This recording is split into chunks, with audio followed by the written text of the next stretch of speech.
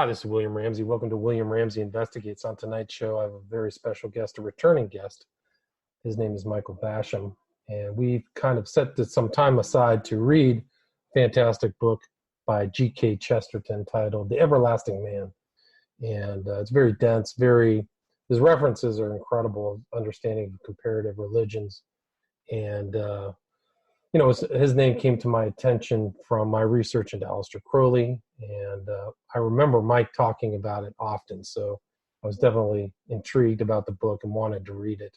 And Mike is the proprietor of SpiritWars, which can be found on the Fringe Radio Network with John McMahon, and he does a great show, a lot of interviews, but we're going to talk about that, also maybe some current events after we discuss the book. But Mike, are you there? Yes, sir. Standing by. Awesome. Well, thanks. Gold leader standing by. Right on.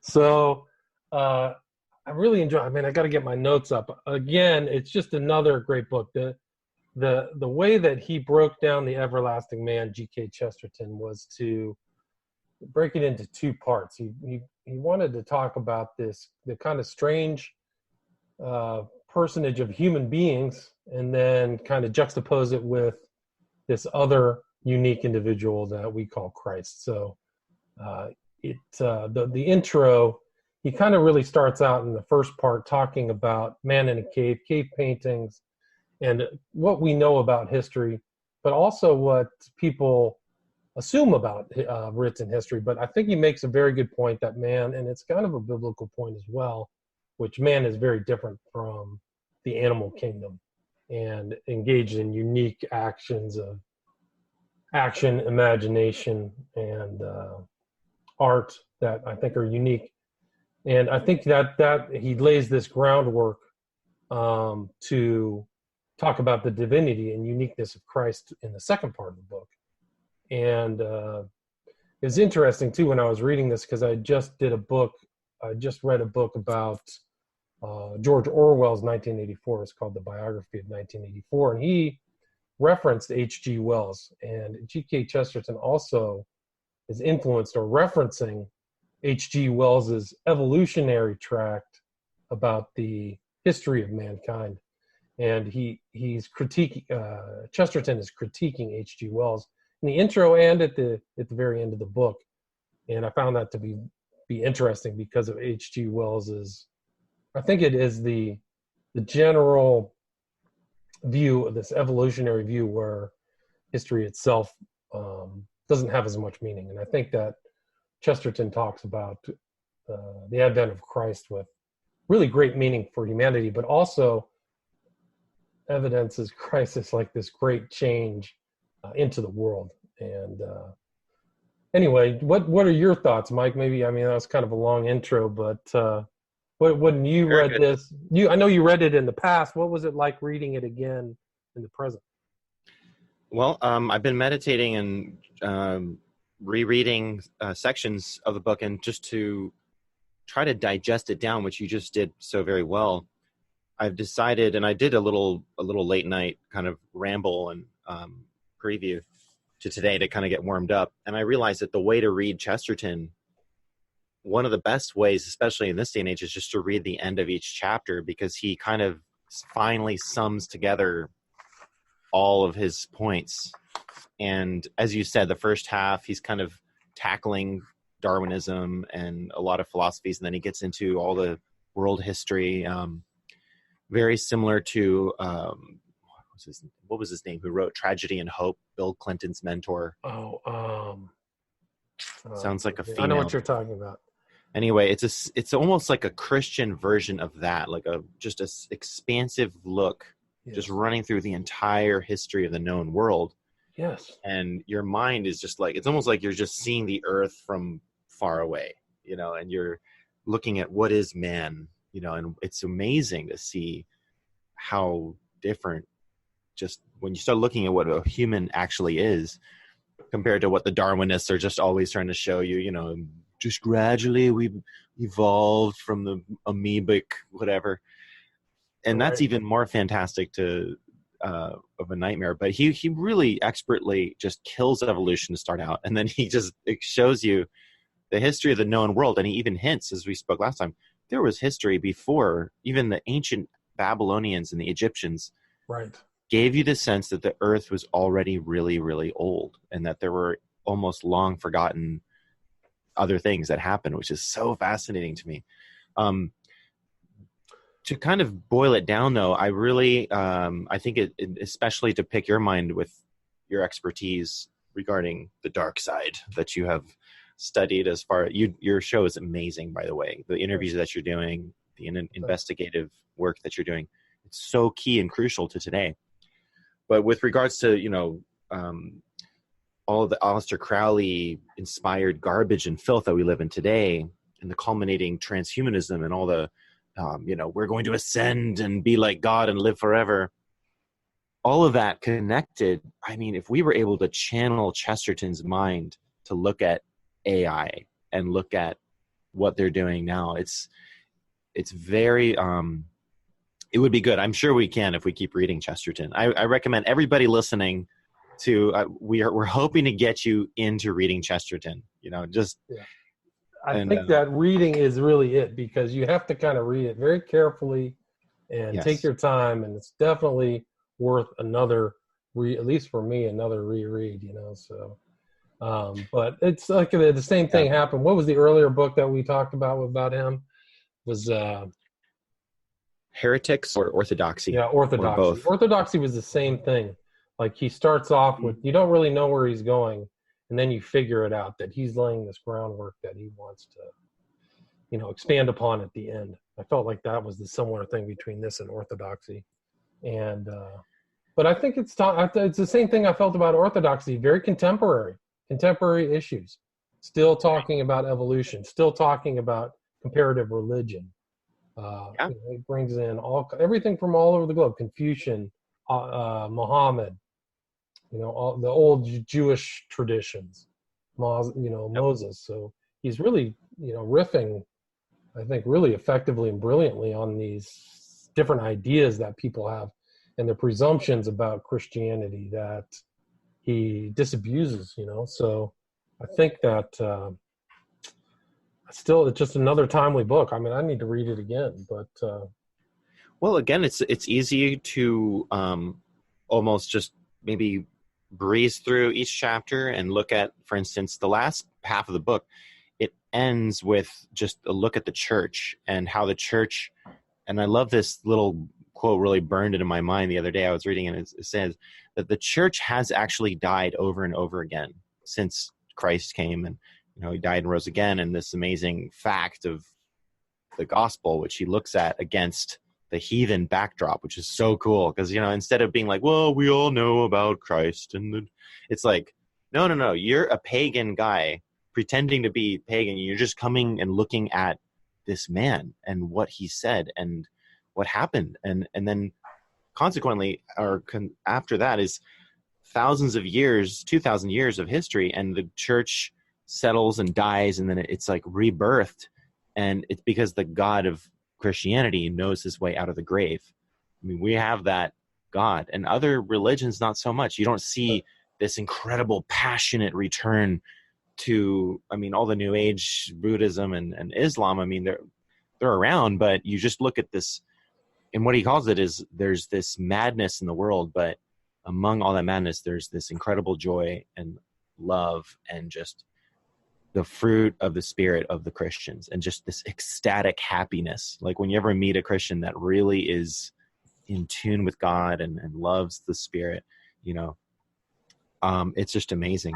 Yeah. Before we go further, William, did you hit record? I just want to double check, because I can't record from my end. So I have been recording. So you're recording. Okay, I'll make sure that this happens. So let me change this. I think that I can manage it. Allow record. Try it now.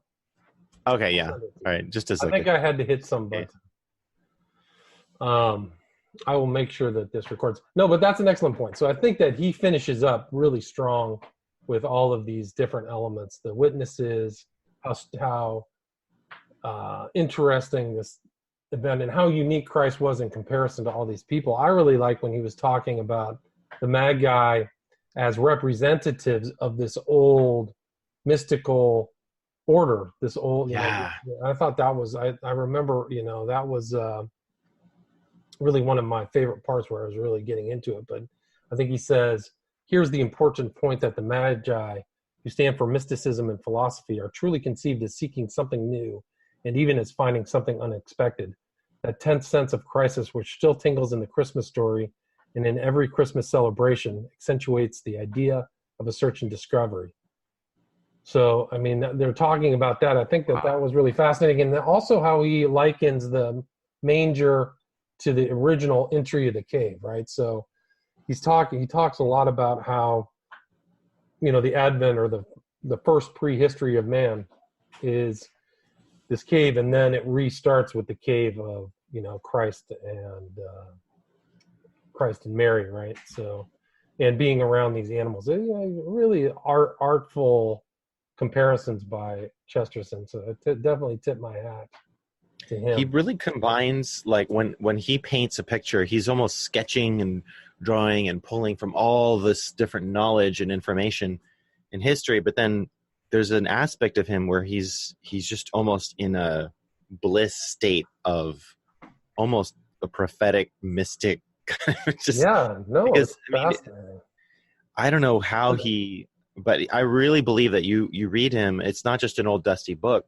You feel the joy in his words. I totally agree. But also the great kind of insight that he has, that is really unique. And a lot of, I didn't expect, that's the kind of wonderful thing about Chesterton, is how clever and imaginative he is, very much so. Like, not in other writers. Kind of, you come into an apologetic book, of which this is one, oftentimes you're just seeing, kind of dry recitations and references to the New Testament or something like that, of which he does reference, but in context. And Chesterton is a lot different, in my opinion, in the way he talks about it. And I think you're right. I mean, it's the same thing with Orthodoxy. Orthodoxy ends, the last book ended with about mirth and joy. And I think that's kind of his view of the advent of Christ, is that's what it's for. Although, even though he takes different things about Christ that I think are unique, is that one of the paradoxical aspects of Christ is that he's headed on a heroic journey, but the heroic journey is to death. That's like his, everything is pinned up to that. And I think he makes that point. I found that to be interesting. Yeah. Well, later on, if I can just read a few lines here, that something goes, but that this says that the Christian. Well, let me not guess what he said. Okay, it has endured for nearly 2,000 years, and the world within it has been more lucid, more level-headed, more reasonable in its hopes, more healthy in its instincts, more humorous and cheerful in the face of fate and death than all the world outside. For it was the soul of Christendom that came forth from the incredible Christ, and the soul of it was common sense. Though we dared not look on his face, we could look on his fruits, and by his fruits we should know him. The fruits are solid, and the fruitfulness is much more than a metaphor. Nowhere in this sad world are boys happier in apple trees, or men in more equal chorus singing as they tread the vine, than under the fixed flash of this instant and intolerant enlightenment, the lightning made eternal as the light. And that's the end of the book. That's the end of the book, I remember that. But it's just considering all the darkness of the world, the pagans, and the journey of the cross that Jesus went through, and bringing through this resurrection power, and just from a purely practical, commonsensical mindset, looking at the world and how civilized although there are snakes in the garden, and he was definitely pointing out the advent of the Nazis. I think that's a very important point you're making. That's why he's been shadow banned. You don't find him anywhere except for little Catholic bookstores. And what Catholic's going to go and read and understand Chesterton? Well, I want to ask you about two things. You bring up really two great points. Way I can break them up. One is the surprising amount of addressing the demonic paganism and counterbalancing Carthage with Rome, but also is the fact that, and we can address those in different points, but is the fact that Chesterton is his view of the church as Catholic. Does that negate his writing? Because I talked to some Christians who, the moment you bring up Catholic, if you're a Protestant, the whole thing is throw away, chuck it in the garbage. So Well, we can now it's a address that different whatever Catholic one you church. want. Don't you think it was a little bit different in his day, about 100 years ago? It's like, this was not a Jesuit pope, agreeing with Hitlerian ideas of, United Nations takeover. And I mean, that Absolutely. in that time, because Chesterton maybe wasn't going to all the churches and, and he was really experiencing everything through literature, and then he was kind of a worldly guy. I mean, every picture with him, he's smoking a cigarette, and, he talks about drinking alcohol and, hanging out with people in London and media and news, and he was writing articles. He wasn't, honestly, I don't think that it really changes anything about him to me, that he was looking at it, because he's looking at the church from its very inception, and he acknowledges bad popes and horrible things that happen, and the deaths of the church and the resurrections of it. And I know he doesn't like Martin Luther very much. Did you get to that part? It's like, no, I must have missed that. But I didn't feel like he was overtly Catholic. I mean, I've seen like super strident Catholic types, and I think that he was a little bit more vague. Like, I think that he might even, I did very little mention of Protestantism. He doesn't talk about the Pope or like being, there's many different kinds of Catholics too. And I don't think he was the kind of Catholic that was using, to try to get people to join Catholicism. He mostly just talked about the Christian faith. Right. So in that sense, he's a very universal, and even anyone can approach him, even non-Christians, because it's so, the things that he says are just common sense and they're just true. And that's why they hate him so much. Well, I think you're making a great point there, because I think he uses the church in a universal conception. Yes. I would almost be a Catholic in some ways. That I can't stand just some of these Protestant churches where you go and like, they have no concept of the past, of what's happening in the world. And it's a lot of emotionalism without wisdom. And to me, Chesterton is the original info warrior. He's a mystic. He's got a great foundation of faith. Doctrinally checks out.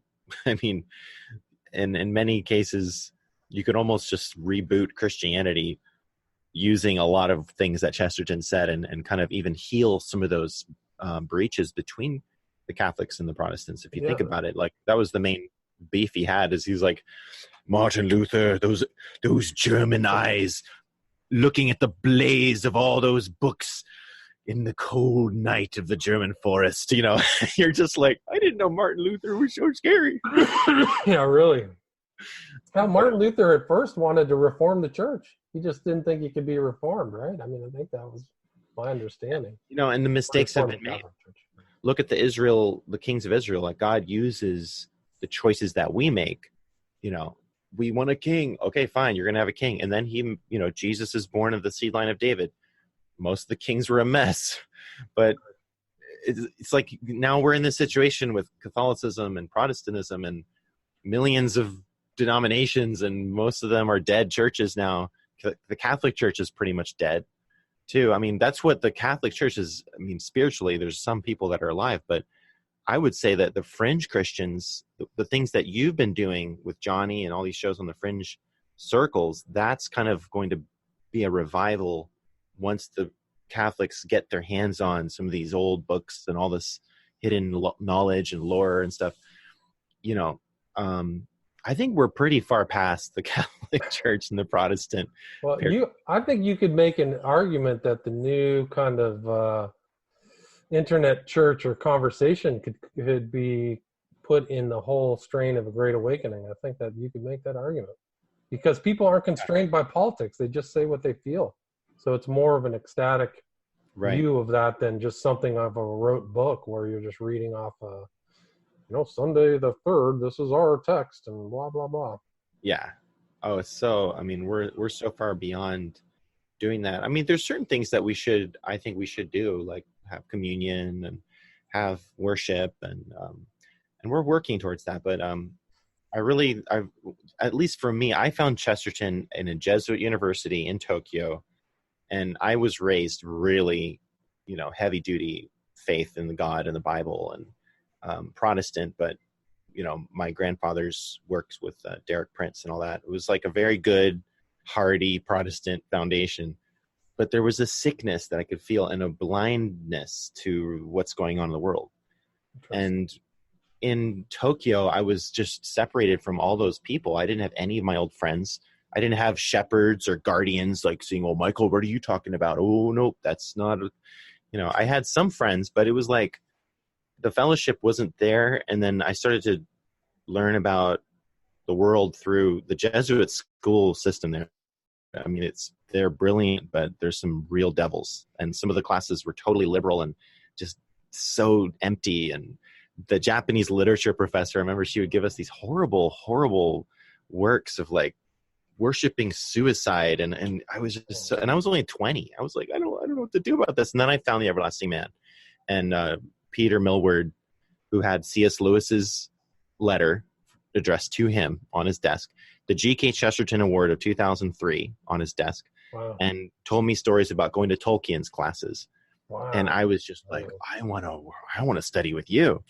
I was going to stay. I was going to try to apply for the program. I did. And the very next day I met the family, the Children of God, and I worked with them for 10 years instead. You've interviewed me about that, but it was just like, I keep coming back to Chesterton though, as he was like the light of just pure Holy Spirit bath of, oh, this is what the world is. I don't have to read all this garbage that these Jesuit professors are giving me. Like, this is it. And throughout the years, it's been a lighthouse and kind of a sanctuary, coming back to like, I mean, there's everything in it. I don't want to go ramble too much here, but but I think you're right. I mean, it's like he's got theology, classics, comparative religion. It shows the breadth of his understanding, is like his knowledge of just Carthage, classicism. But like, just to riff, if I had to sit through some classes that I had to sit through when I was 20, that I had to sit through, if I was today, I'd just walk out. Like, but when you're 20, you just sit there and take it, man. Whatever these people's crazy ideas. I mean, some of these professors got away with freaking, just horrible teaching. But when you're young, you don't have any context. You just go, okay, this is what I'm supposed to learn. Yeah, let's do it. Yep. But I grew up in universities too. My dad's a professor of violin, thank God. But you can still feel the emptiness. And they really do get away with murdering the innocents. Yeah, I wasn't going to say that, but that's the word that came to mind. They get away with murder. They do get away with murder. They really do. And a lot of people, they'll kill the instinct for learning, by just rote stuff. And if it's super politicized too, it's just, holy smokes. The professors are terrified of what to say. Did you learn violin? So I take it you know violin? I did when I was a kid. I kind of got into the piano for a few years. I played with I got to study with a very famous pianist named Ivan Davis. You can look up Ivan Davis, but I wasn't that good. It was kind of like my entry into University of Miami. And then I was out of there. I wanted to go to Japan and, be a Jedi like my father. University of Miami in Miami, right? Or was that University of Miami, Ohio? In Miami, Florida. Yeah. My dad taught violin there. Associate professor of violin, and then he's the concert master of the Naples Philharmonic. So that was kind of my upbringing of homeschool plus classical music. Mom's a flutist, my dad is violinist, and that's kind of a buffer from the world. It wasn't.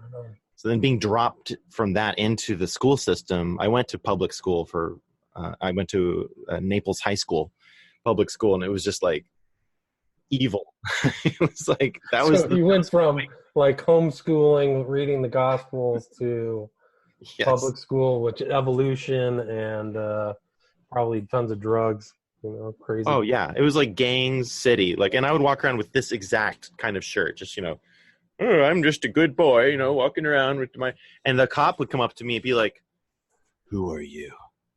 I've never seen you." And he thought I was a drug dealer just because I didn't fit in. I had so many bullies, it was miserable. It's rough. But but then when you find something like this, it's like like the Right. It's a lightsaber, refuge. Yeah, absolutely. you know? I want to go back to my original two-part question. What did you think? Like, I was surprised about how much demonology and human sacrifice that he actually referenced in this book.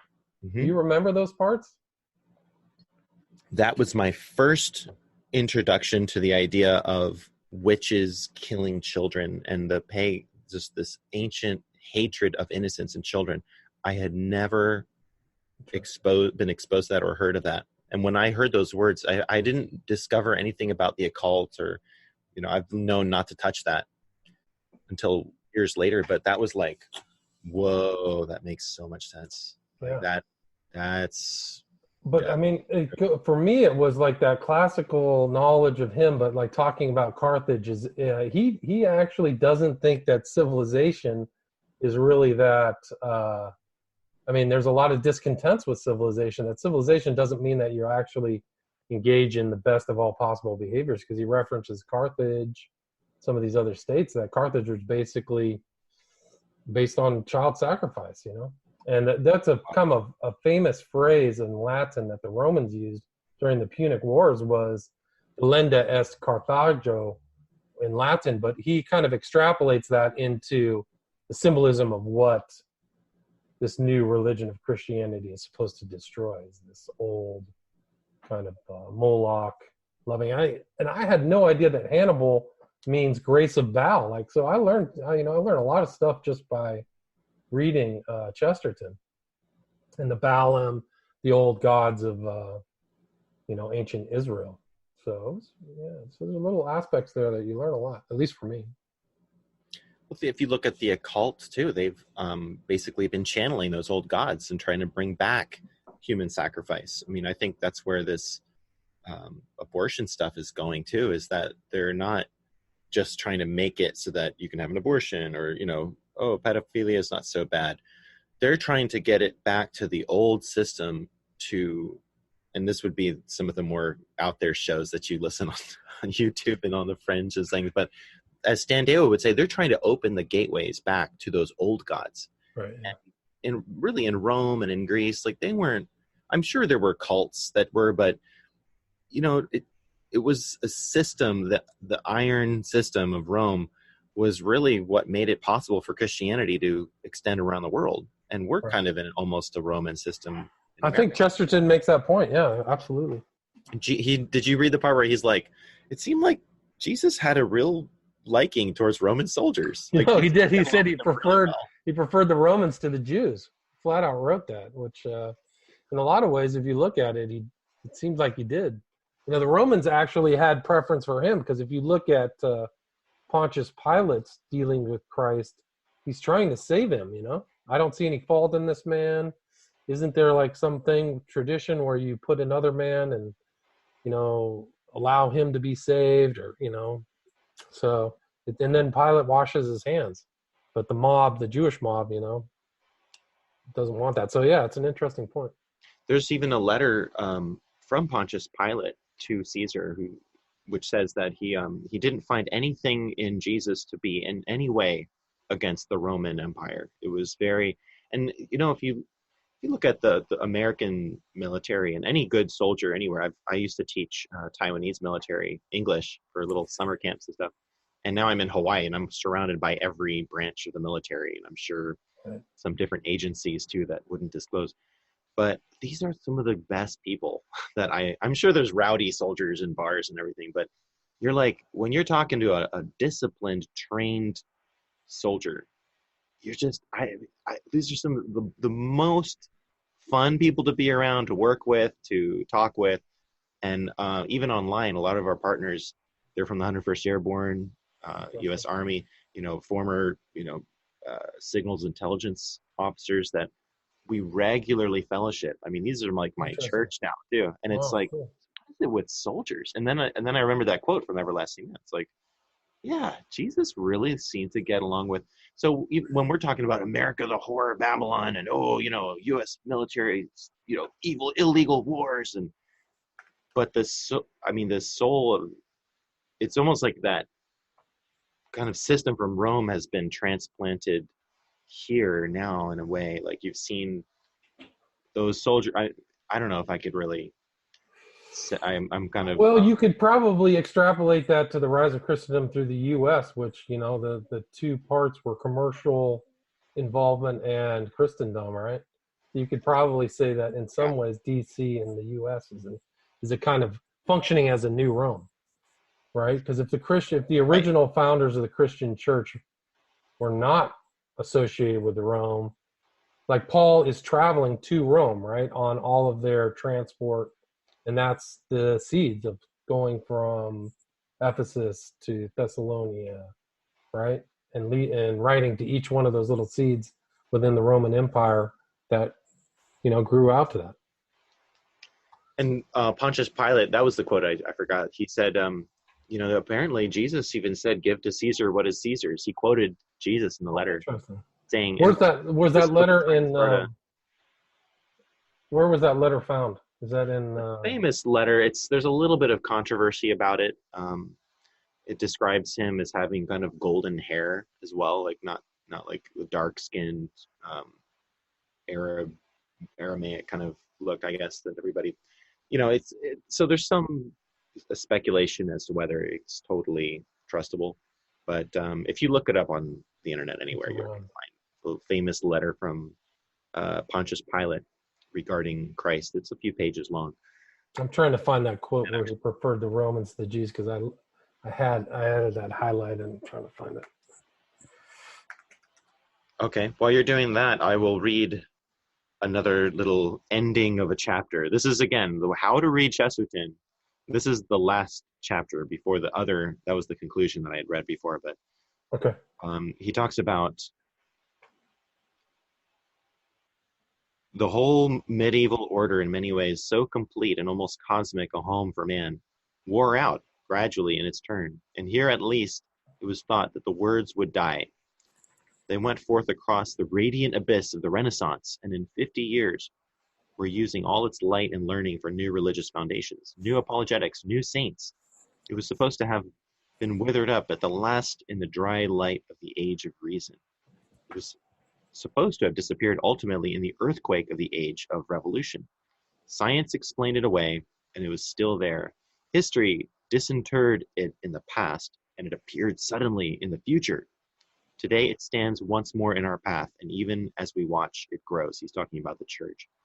And just that this Christianity just doesn't seem to go away no matter what you do. It's a futuristic religion. That's the coolest thing. And it's not really, it doesn't fit in the box of like Buddha, Mohammed, Krishna, Jesus.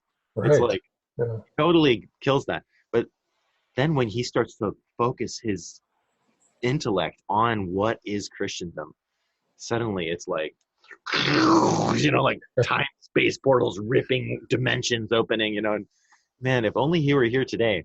But a lot of what we're doing is thanks to a lot of his work. Well, we're keeping him alive, right? That's the importance of books. That's the importance of like this. You can see through time. Here's the quote that he says. This is from chapter 2 of the second part of the book. Chapter 2 is Riddles of the Gospel.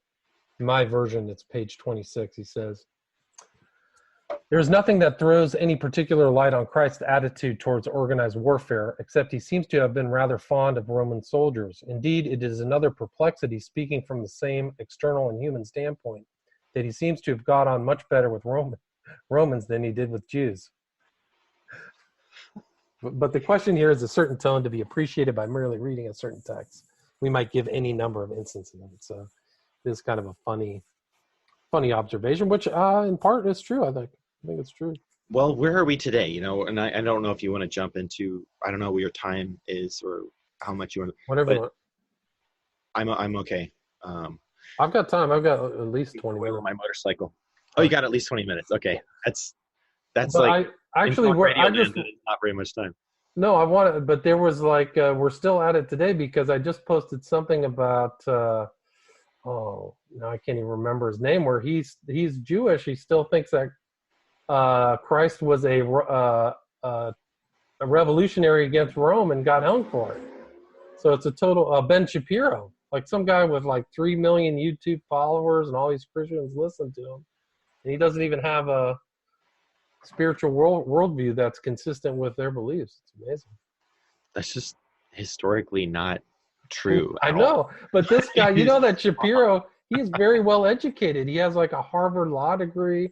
I don't know where he did his undergrad studies, but it's the most, it's blazing ignorance actually out of his mouth, because there's a full, there's all kinds of writing from Josephus and all these things that talk about Christ in a completely different instance. But if you're only reading the Talmud, then that's probably what view is. Yeah. Right? He's probably only reading rabbinical Talmudism is my guess. Probably. Yeah. But there's just so much ignorance out there, and it's important. I mean, if you're in a sense, what we're doing is sharing intelligence. We're listening and sharing, and you're interviewing and writing books, and we're networking with so many different people. And if you go back to the roots and get a good foundation from a writer like Chesterton, it'll enable us to more just to kind of, when you have someone that's just shooting their mouth off and doesn't have any clue, you can be like, all due respect, Mr. President, it wasn't like that. It was like this. Maybe we should get the everlasting man. Now let's read chapter 3. Let's go. Second half. I mean, there's an act of apologetics. You got chapter 3 open there? I do. Well, I just had chapter 2. What am I at? Let's see. I've been skipping to the very end of the second book. Okay, so yeah, you haven't actually strangest story in the world, chapter 3. I'm just using that as a general reference, just as a hypothetical. That's all. Okay. I'm going to open my Kindle is like struggling just to open.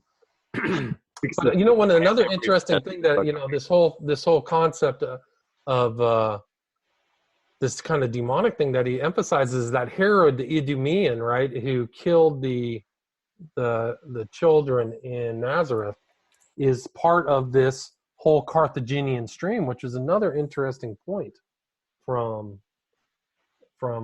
Chesterton. It's something that I never really thought about, which is kind of like a child sacrifice, right? Wow. Down to Christ. Here's my cat. Ramsey's cat. Yeah. This is epic, historical. Oh. She knows that when I'm sitting down, she can come bother me. Anyway. I have a gecko running around in here somewhere, but I don't think it's as cuddly. But if you want to move out of Chesterton, I'm more than willing. We can go and talk whatever you want. If you want to talk about current events. I never move out of Chesterton. It's like everything that we're dealing with. I mean, what we're dealing with, what's happening in the White House today, and what's happening with the different agencies waking up and realizing, like, oh my gosh, like there are literally pedophiles in high places, and this demonic, just this Illuminati, whatever it is, that wants to try to shut down the American government and turn it into a hellhole. Right. And that there are actual patriots in, and why I was kind of leading towards the military and the agencies is, and I'm meeting people that, they've worked with the FBI, and I don't know if I've met CIA yet here, but it seems like this whole island is crawling with just every single type of government person. And you stop looking at them as spooks and thinking like, oh, you guys are you're the enemy. No, like there's tons of people that we need to reach out to, and they need to understand that what our enemy is today is an ancient enemy. Right. And that writers like Chesterton really hammered it into the mainstream in their generation. But then there was a little distraction called World War II that people kind of maybe lost their everlasting man books, in the fires or something.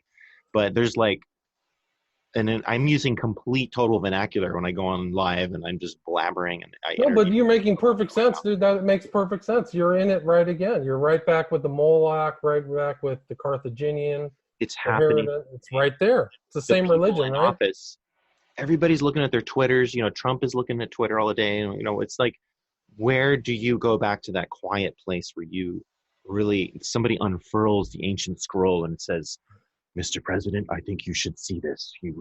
The ancient Carthaginians, and that's where we are. We have that with our platforms, which is why I would recommend anybody listening to also consider starting a podcast. Consider reading some of these essays of Chesterton. We need more of these out there. I think there's a lot of people out there that want on YouTube, but they just try to read through the whole book, and you're just like, I don't know. I think you got to contextualize it. Yeah. We But have I to mean, be able to look at this. digest it down. Look at this whole weird thing that's on Jeffrey Epstein's island with the owl motifs and Yes. the gold and blue and tunnels and There's an owl?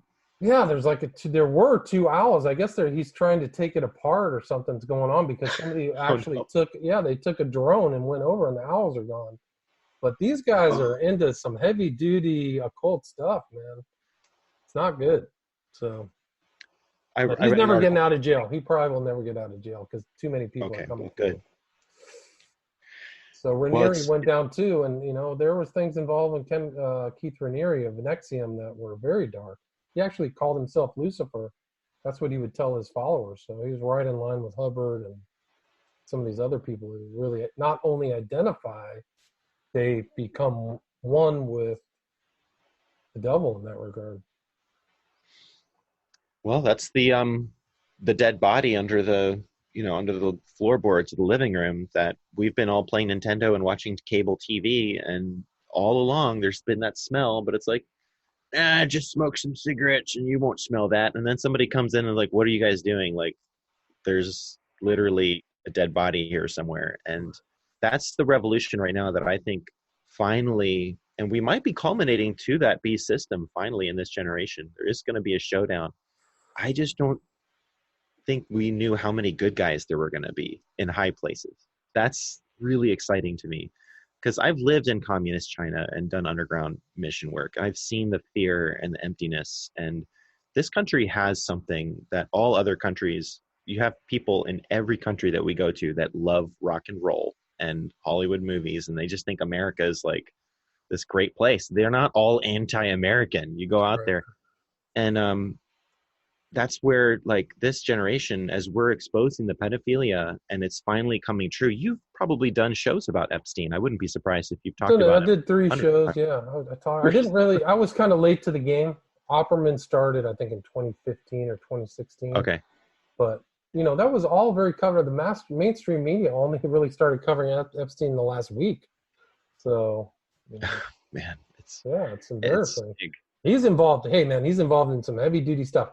One of the filings in one of the cases, it was the case that Giuffre, one of the victims, is suing Dershowitz for defamation. There was a map that showed where Epstein was going and traveling around. And one of his stops is in Tangier in Morocco. And the first thing that came to my mind is that's the same kind of place that Crowley and L. Ron Hubbard went to go solicit little boys. So is Jeffrey Epstein involved in that stuff too? Because that would get it much darker than what's publicly. And I think there's all kinds of dark stuff involved. And some of his friends and some of those people have been to those islands. If you look at the post on Crazy Days and Nights, it gets brutal, really brutal. And it's also very, you could say, the deep state secret space program and weird rituals off planet type weird stuff, which could be drug induced hallucinations. But we can look at Dan Duvall on the Fringe Radio Network's also interviewed quite a few of these survivors, and they believe that they've been in these underground crazy sacrificial rituals that get into some extremely it's just like hell is unleashed. There's things out there that I don't know if your audience would be really ready to just jump into that kind of wormhole of crazy. But do you think these people are summoning? Do you think they're summoning demons? Oh, they absolutely are summoning demons. I mean, look at the main kind of line of, like, even the millennials that are just, they're twisted into this like libtard kind of like, I hate men and I think babies are terrible and I hate God, and they just like scream with our autistic shrieks of just anything that offends them. They get triggered and they're just like that's a demonic. Well, don't you think that's all just part of the conditioning? Well, social engineering. All of this, there actually is, as Russ Dizdar, you've been with on TV, he has talked a lot about the Satanic Black Awakening, and that there are these underground armies of millions of satanic super soldiers. And I've personally met people that could have been, or at least they believe that they were a part of that. And it deals with some very, very high-tech stuff that the public has not been made aware of yet. And it just gets really sci-fi at this point. So I don't know if we want to get too into detail. I don't mind, but I mean, I think, don't you think that some of these like mind control guys who go crazy have been subjected to MK Ultra type programs? Like they may walk into a shrink's office and say, "Hey, I'm depressed," and 4 months later, they're basically zapped. They're on some kind of weird drug that, take this pill. This is just an antidepressant, John. And it's probably like, I would never take a pill from a psychiatrist, but, okay. I know I grew up around a lot of these shrinks and stuff when I was in Palo Alto, and I don't trust any of them. You don't know what's any of those pills too these days. Holy smokes, the pharmaceutical industry, that's pharmakia. Yeah. I mean, a lot of their stuff is just complete. A lot of their science is it's just complete fiction. They just make facts up. I mean, it's off the charts. Add to that, the idea of underground, and then adding to that, there's underground dungeons of not just underage girls with politicians, which I'm sure they do that just to kind of, what's the word? Compromise. Blackmail. That's where they think he got all of his money from. He's like, he has some kind of scheme going on here because nobody knows where he got his money. Well, he's getting back. He has backing of very wealthy people. That's what I think is happening, because nobody ever saw him on Wall Street. Nobody's ever known anybody who's investing. So his whole story is a legend. It's legendary, and intelligence legend is really the proper term. So there's something really deep going on with Epstein. Somebody's financing him. It's probably just that tunnel. That might be a symbol, that little temple thing with the elevator. That could be. Well, some of his friends are very dark. And I mean, I wouldn't even say this online, but I know a lot of stuff of people he's hanging out with that are, Illuminism, flat out Illuminism, Yeah. So smart, intelligent kind of Illuminism, symbolism, all that stuff that they know. So there, it's not a joke. Well, we don't want to get anybody in trouble, but it's definitely a big picture view of this, a G.K. Chesterton bird's eye view of all of this information, which seem to indicate that the stuff that you, Russ Dizdar, a lot of Dan Duvall, people that are dealing with SRA survivors, their testimonies, it says in the mouth of 2 or 3 witnesses. I mean, we've got hundreds of witnesses of people who say they've been raised in satanic families. They witnessed. My babysitter was one of them growing up. They don't talk about it either, too. They're embarrassed or ashamed to talk about it. It takes them years, and a lot of them, it seems like they have this kind of brainwashing, like memory wiping thing, where a lot of these kids go through this ritual abuse, but then they're either threatened to never tell anyone. Like the last one was so horrible. It was like they took a bunch of kids to some barn. They found a woman on the side of the street that was hitchhiking. They brought her there and they impaled her on a pitchfork in front of the kids. And they told the kids, if you ever tell anyone anything that we're doing, you will be killed like this woman. And half the time they would do stunts that make them believe it was real, but then they would find out it was fake. But in this particular situation, the victim, the lady that was grown up by then, but when she was a child, she believed that it was a real murder, that they were actually committing murder in front of kids and killing kids too in front of and having them kill each other and do just twisted, horrible things that only Satan himself would do, because he knows God loves kids. God loves children. And, any sane human would do everything that they could to protect their children. If you read some of those stories in the Franklin cover-up by Camp, he talks a story about, what's his name? Hunter S. Thompson. Like, they just had kids and they just killed them, Like Thompson was in public on David Letterman saying, "I like to kill." So a lot of stuff kind of overlaps each other, and that guy was out of his mind, Well, in the Bible, it talks about a king killing his own son to stop Israel's armies, and it works. Apparently, there's power in that. So that's kind of the situation that we're seeing now. And I mean, Epstein, he's probably the top of the iceberg.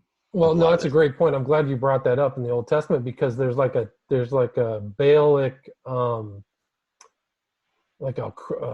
ark or whatever they put in New York recently, right? Didn't they put like some kind of temple of Baal in there? Yes. And in the old Israel, all the people that are, they go, oh man, the Israeli things were all against these, all people against them. They're so violent. Well, all of the cultures that were surrounding them were like Carthage. They were into child sacrifice and temple prostitutes and all kinds of weird sex magic that we call it sex magic today, probably. You know, you go in and do awful things. So the past is present. The past isn't that far past, really. A lot of ways. Yeah, and the good news is that, I mean, the Bible is a document that is alive, that is telling us prophecies that came true in the past, and there's prophecies that haven't come true yet. And the good news is that Battle of Armageddon, Christ is coming back, boom, major, major battle. And that's what these people are being trained to fight against. That's the crazy thing. It's not just like, we're going to take over the world. They're all getting ready because they believe some kind of an invading force is going to come and take the planet back. And you read the book of Revelation, and it's the book is opened and the seals are removed, and it's literally like we're studying real estate, and one of the fun things is like, a lot of these terms are really biblical terms about trusts and deeds and the ownership and the legal terms. And the Bible is a legal document or a collection of documents that is the process of the planet's ownership going from Lucifer back to God through Jesus Christ, the Son of God. And that earthquake time that we're in right now, we're going to see some crazy stuff. It's getting faster and faster. Like, I would never believe where we were today with like the common culture from when I was a kid. Like, this is unbelievable. It's unbelievable, man. So, anyway, I got to wrap it up, dude. Is there any final words or anything you'd like to add? Where can people listen to your show, and what kind of recent interviews have you done? Well, we're doing a lot of networking with the Kingdom Talks people. So if you want to get updated on that, that's Derek Grosskirth, the Truth Seeker, quote unquote, Gil Hodges, Berlin Newbie. There's just a host of people. So I've started a new website to just keep on top of what I'm doing personally, my readings of Chesterton and some of our past interviews on thespiritforce.com. Thespiritforce.com. Only my content, and there's a newsletter on the top of that. You can click that. I'm about to send out the first one. Cool. So, I'm gonna go do it. There's right now. A lot more to do. There's a lot more to do. There's a lot of work. Thespiritforce.com, which is the tip of the hat to Trump's Space Force thing. And thinking, with all these militaries and agencies and good people that are going to come into contact with this stuff. I'm putting my email in right now. We want to give people an arsenal of faith, of fellowship, of maturity, and also we're exploring the regions out there. We're going into some things that even Skywatch is like, I don't know about these Christian mystics, and I'll be the first to say I don't know about them too much either. But we need to. We're going to be doing a lot of teachings, trainings, interviews with some pretty high-level people. Mostly Gil has been conducting them. I've been a little bit busy this last few weeks. But just to teach people how to pray and how to kind of abide under the shadow of the Almighty, to abide in the secret place, so that when you're getting inundated with information all day, you won't be overwhelmed. Because we're just getting started. This is a marathon. It's not one battle. And there's an army that is already in existence, but we haven't all kind of found each other yet. So that's sort of what's happening right now, is that, over the years, these interviews you've done with people and Johnny's built on the Fringe Radio Network had Alex Jones on it about 10 years ago. One of the shows it's huge now. The Fringe Radio Network is just massive. So people need to go check that out too. If the site itself needs to be promoted more, but the individual shows, you're getting a lot of, your audience is very considerable. And when you put together all those numbers, it's not just, the Fringe Radio Network itself, its website. It's your podcast, your YouTube channel. It's my stuff everywhere. It's Derek's stuff. It's, Daniel Ott, Edge Radio AM. We have 100 shows on there. And if you were to tally up all those numbers, I would put Alex Jones on there if I could. I think we actually probably could, although we might get banned. But I consider the numbers thing all of our numbers together. You know, I'm not really making hardly any money doing this except for Patreon. Thank you, people on Patreon. It pays for this office. But God has an army. God has a government. And when you kind of raise your hand, it's like you're joining the army. You know, you're going to a local recruiting station, and an angel comes and watch your life go crazy. I mean, you can hear my story. William Ramsey interviewed me a while back, and Julian Charles interviewed me, but the interview was a little bit too hot, and he had to take it down because somebody Really? threatening him. Yes. Really? What was the issue? Well, he got a little too deep into the Children of God stuff, and then some angry missionaries started threatening him. Sorry to hear that. But it was a good interview. I mean, my life's been mayhem nonstop, but God's protected me, and we're having a baby in a couple months, getting our real estate license. Congratulations. I would like to learn more about the law, to be honest. I mean, I want to just do a show. You know what I'll do? I'll do an open show, Q&A. Anybody who has any legal questions can ask me, because I get asked that all the time. Totally do that. I would not allowed to give legal advice, but I am allowed to talk about the law. So are you practicing right now, or? I'm an inactive member of the California State Bar. But if I was practicing, I probably could, in certain contexts, provide. I mean, I could. Yeah, there's issues with jurisdictions and stuff like that. Okay. But I can talk about the law in general. Yeah, if anybody has any, I mean, I can give advice. I can also tell you where to go. You know? Not just in California, right? Right, I can. Yeah, absolutely. Well, I can tell you what to research or what I would do, but I cannot tell you anybody in affirmative take in any particular affirmative action. No. How does one pass the bar exam, William Ramsey? That's a tough one. Well, it's a lot easier in California now. My understanding is that it's only 2 days instead of 3, but it requires a lot of study. There are classes that you take. You take a barbery class, which is very important. But the best way to actually not freak out, it used to be only a 50% passage rate, but you have to study, and you want to distill all of those different elements of the law into very digestible small parts, which means that you have to take constitutional law, property law, contracts, torts, criminal procedure, criminal law. I'm missing something else, but you have to take all of those that are very vast black letter law and distill them down into a component that you can understand, and then go take the bar for 3 days, not freak out, don't hang out with anybody else, literally go into kind of a monastic phase. And I promise, if you are able to go through 3 years of law school, you probably will pass. I think a lot of people miss out because their test-taking skills aren't that good. They should be good by the time you take the bar, but you also don't want to start talking with other people. The worst thing you can do is group study is like the worst. So I think that's what really gets people in trouble. It's like, oh, you're all staying at that hotel? Oh, okay, I'll stay at that hotel. I didn't do that. I actually, I stayed by myself.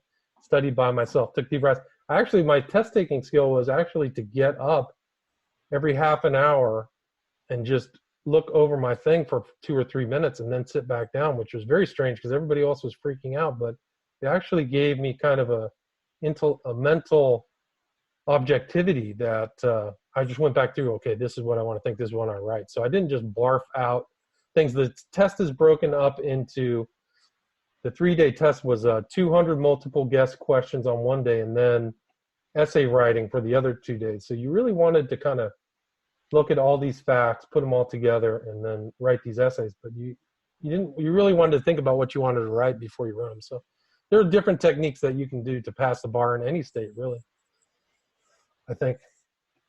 Well, how does one go? And that's great. I hope people will consider, especially your audience, if we have lawyers that are followers of William Ramsey Investigates, that would be so cool. We need lawyers, we need good people, ethical lawyers. How do you go from that? And I know that you have to go, but maybe there's a show you can point us to, but where's the story of William Ramsey going from being an attorney to what you do? That is, very. There is a story. Actually, I think I posted it on, was my DC days. Okay. And that's on my YouTube. You can listen to all like the time that I worked for a guy who was involved in the Vince Foster murder, which they call a suicide, which is fake. And that's kind of changed that was really not really like I got woke, but I was like, you can manipulate the entire media and tell them the story and have talking points through the party, whether it's the Democratic Party or the Republican Party. And so I think it's DC Days. I did an interview with a guy. He was really one of the first early podcasters. His name was Visigoth. I know his real name, but he did some really good shows, and I was on his show. He was one of the early people who promoted me when I wrote Prophet of Evil 9 years ago or 10 years ago. Him and actually Derek Gilbert. Derek Gilbert and I go way back. He was actually one of the few people who let me do an interview with a book that I literally printed out from a printer. You know, it was 8x10. It was terrible. So kudos to Derek for that. But yeah, so I tell my story in kind of detail in DC. You know, I didn't grow up in an occult family, so I didn't really know anything about Masonry or secret society. So I was naive. But so we can find your DC Days on your YouTube channel, Visigoth, and it was actually an interview I did with Visigoth. That's correct. Because your research is incredible, your writing, and we also, I mean, your life is so interesting. I want to just find that and listen to that when I go to the It's gym been later. an interesting journey. That's where I actually myself talk about I want, but I talk about all the FBI agents I've had yeah. So I mean, oh my God, let me see if I can find this. I'm going through my old stuff. Okay, so I did a show with Larry on Crowley and Hitler, Children of the Beast. It's the show is on my YouTube. It's titled William Ramsey on Visigoth Raw Live, Our Occult Political Misleader, September 10th, 2011. I think that's either that one. I think that's the one that I did.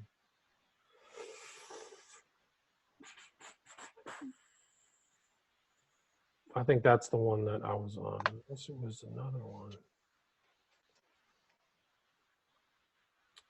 No, I'm pretty sure that was it. That's the one where I talk about it. Our occult political misleading. Awesome. Got to go back through the thing. All right, man, I got to run. Nice talking with you, so Mike.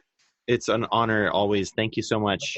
Likewise, man. Let's if stay you have a in chance, touch. send me the link, and whenever when you post it, I'll grab it. Because you don't post the video, do you? What's that? Say that again. Sorry, yeah, you got a little bit choppy. Okay, the next book. Yeah, let's. One of the things that I've really wanted to look at in a show is that Carol S. Quigley, The Tragedy and Hope. Oh, that would be definitely the first few hundred pages, maybe. Yeah, not the whole thing.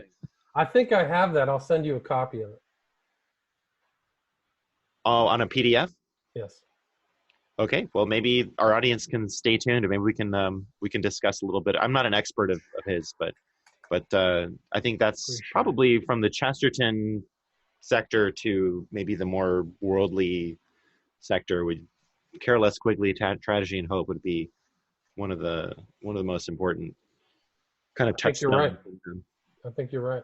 And it'll make me go back and read it too, since I haven't actually finished it. Just the first few hundred pages really sum up again kind of all of world history, and it really gets into money, which is very important. Very important. Well. So, all right, Mike. Thank you very much. Thanks for the show, man. Take care. Thank you. All righty. Bless you.